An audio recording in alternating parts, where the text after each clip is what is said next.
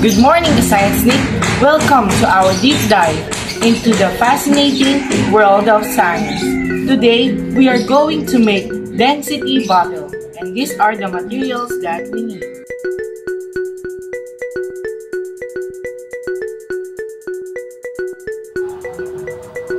The first one that we are going to put is the honey.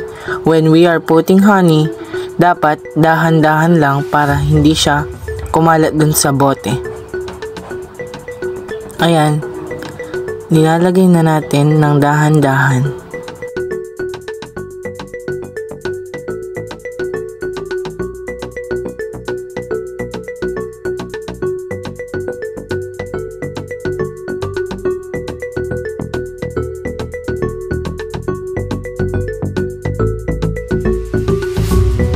Second step, we are going to put dishwashing liquid using an embudo or a funnel.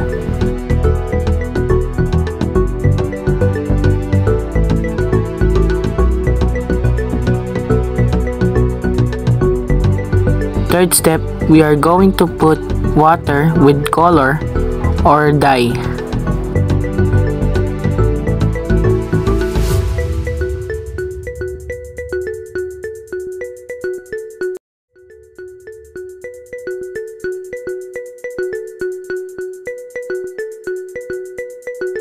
Fourth step, we are going to put rubbing alcohol.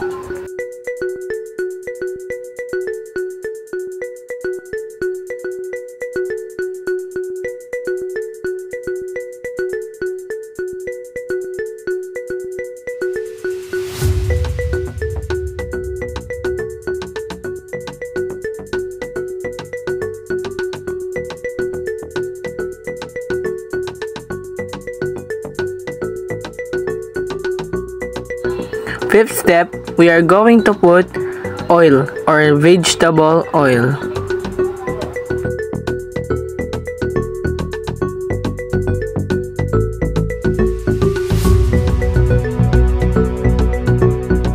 And this is our density bottle. Yung sa pinakailalim, yun yung ating honey.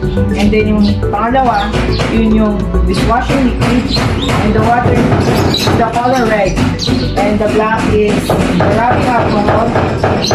And the last one is oil. Nhất là tác dao, tác là đánh, giam là nhốt, đánh nhốt là đốt nhánh, đốt là thiêu, nhánh là cành, thiêu cành là thanh kiều. Thank you everybody, welcome to the party.